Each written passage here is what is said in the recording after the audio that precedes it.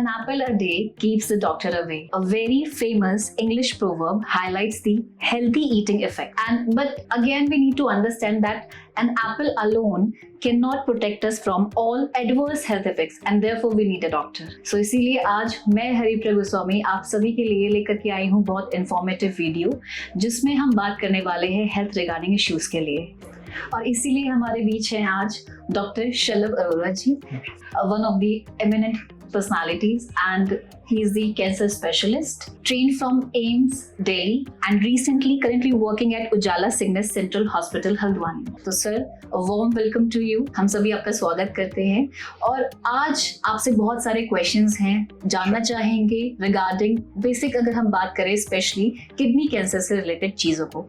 तो सर मेरा सबसे पहला क्वेश्चन आपसे यही है that what is kidney cancer, क्या होता है, हम कैसे इसके बारे में जान सकते हैं? सो बेसिकली देखिए, इसके लिए जानना जरूरी होगा कि कैंसर क्या होता है। एक तरह से हमारे बॉडी के अंदर रोज लाखों करोड़ों न्यू सेल्स बनते हैं, पुराने सेल्स डिस्ट्रॉय होते हैं और ये सेल्स जब डिवाइड होते हैं तो डीएनए डिवीजन के दौरान there is a certain error rate that happens, and the body has mechanisms to repair this error. अगर वो सेल रिपेयर नहीं हो पाता है तो बॉडी उसको एलिमिनेट कर देती है। बट कभी कभार क्या होता है कि ना तो बॉडी उस सेल को किल कर पाती है ना उसको रिपेयर कर पाती है, तो एक तरह से ये रास्ते से भटका हुआ सेल जो है वो डिवाइड करता रहता है, मल्टीप्लाई करता रहता है और कैंसर का रूप ले लेता है। Okay, so when this process happens in the kidney we call this as kidney cancer. Okay, so हम ये कह सकते हैं कि अनवांटेड जो सेल्स हैं बॉडी में वो लीड करते हैं। करेक्ट। ओके सर, ठीक है। मेरा नेक्स्ट क्वेश्चन सर आपसे ये रहेगा कि कितने टाइप्स के हम यहाँ पे ले सकते हैं, कि what are the basic types of kidney cancers?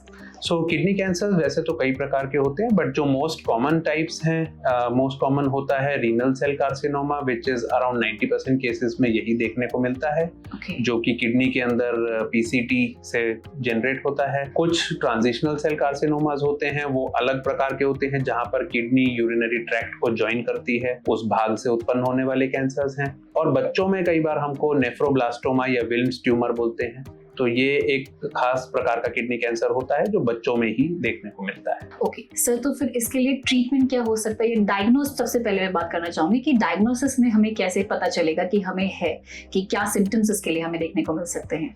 तो देखिए, किडनी कैंसर के जो आम लक्षण होते हैं इसमें पेशाब में खून आना, या वेट लॉस होना, लॉस ऑफ एपेटाइट, या अगर आपको लंबर रीजन में पेन होता है, बेसिकली कमर के निचली तरफ अगर दर्द रहता है, ये स्पेशली अगर आप स्मोकर हैं तो आपको इन लक्षणों पे ध्यान देना चाहिए। और पर्सिस्टेंट फीवर जो बहुत टाइम से नहीं जा रहा है, या आपको पेट में कुछ गांठ महसूस हो रही है, ये किडनी कैंसर के लक्षण हो सकते हैं। तो हमें टाइमली उसकी जांच करानी चाहिए और ट्रीटमेंट डिपेंड करता है कि कौन सी स्टेज में आपका कैंसर डिटेक्ट होता है, और कंफर्म करने के लिए एक बायोप्सी कराई जाती है और स्टेज को जानने के लिए सीटी स्कैन या पेट स्कैन करवाया जाता है, जिससे पता चलता है कि कैंसर आपकी बॉडी में कहाँ तक स्प्रेड है। ओके, तो सर ये ट्रीटमेंट मतलब ये रहेगा हमारे लिए किडनी कैंसर के लिए? जी, ट्रीटमेंट हम ले सकते हैं। और मतलब सर मैं एक चीज और जानना चाहूंगी, क्या ये जरूरी है कि एक पर्टिकुलर जो हमारा ईटिंग स्टाइल है या हैबिट है जो, तो ये पर्टिकुलर उन्हीं लोगों को अफेक्ट करता है? जैसे हम देखते हैं कि अगर हम बात करें स्टैट्स की, तो हम देखते हैं कि around 10% of the total world population जो है ये देखा जा रहा है कि अफेक्टेड है किडनी कैंसर प्रॉब्लम से। तो और ये भी कहा जा रहा है, रिपोर्ट्स का ये भी कहना है कि जितनी भी डेवलपिंग कंट्रीज हैं, स्पेशली अगर मैं नाम लेना चाहूँ इंडिया और चाइना में, तो ऐसा बोला जा रहा है कि ये प्रेवलेंट होगा, इनफैक्ट नंबर जो है इनका ज्यादा देखने को मिलेगा।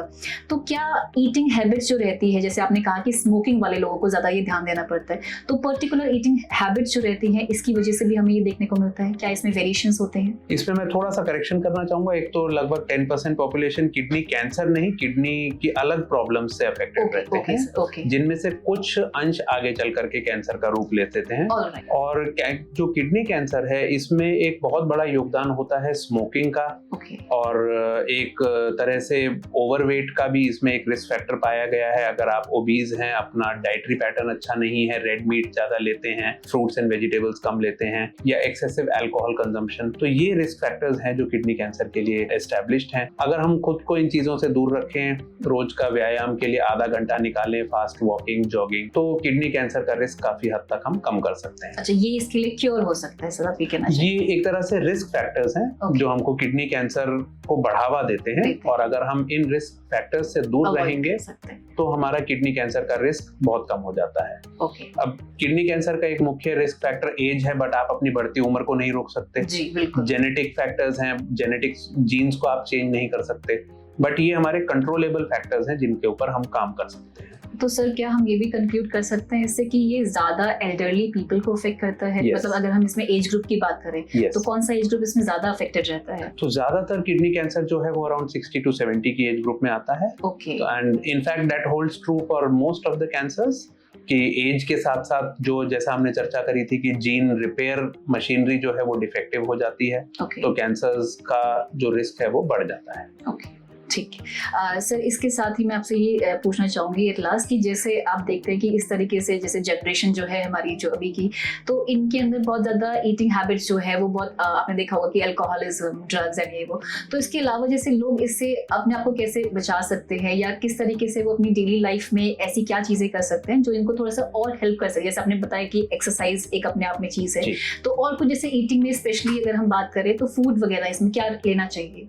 तो देखिए, आई वुड इंसिस्ट कि मैं हर पेशेंट को ये कहता हूँ, सबसे टोबैको से हर रूप में आप दूर रहिए, because 20% of all cancer is due to tobacco, चाहे वो बीड़ी, सिगरेट या तंबाकू या गुटखा के रूप में हो। अल्कोहल से दूर रहिए। और फूड हैबिट्स में आपको रेड मीट अवॉइड करना चाहिए, जैसे मटन है या फिर बड़े का मीट है। You can have chicken, you can have fish, you can have eggs, but avoid red meat and avoid fast food. At least हमें 2 सर्विंग्स रोज का फ्रूट्स एंड वेजिटेबल्स का लेना चाहिए, जिससे कि ना सिर्फ कैंसर बल्कि आपका हार्ट के लिए भी और आपका ब्लड प्रेशर के लिए भी ये बहुत यूजफुल रहेगा। ओके सर, एक और चीज में मेरे दिमाग में अभी एक और क्वेश्चन आया हुआ है, जैसे डायबिटिक लोग रहते हैं काफी, इनफैक्ट इसका भी अगर नंबर की हम बात करें तो स्टैट्स में काफी हाई लेवल है, तो क्या ये थोड़ा सा इसके बीच में कोई कोरिलेशन हम डेवलप करते हैं या इसमें कुछ है रिलेशन? अगर आप डायबिटीज से कुछ कैंसर्स का रिस्क बढ़ जाता है, for example pancreatic cancer, but kidney cancer का डायबिटीज से कोई डायरेक्ट कनेक्शन नहीं देखा गया है। ठीक है सर, तो फिर इसी के साथ मैं आपसे चाहूंगी कुछ कंक्लूडिंग वर्ड्स आप दें हमारे व्यूअर्स को,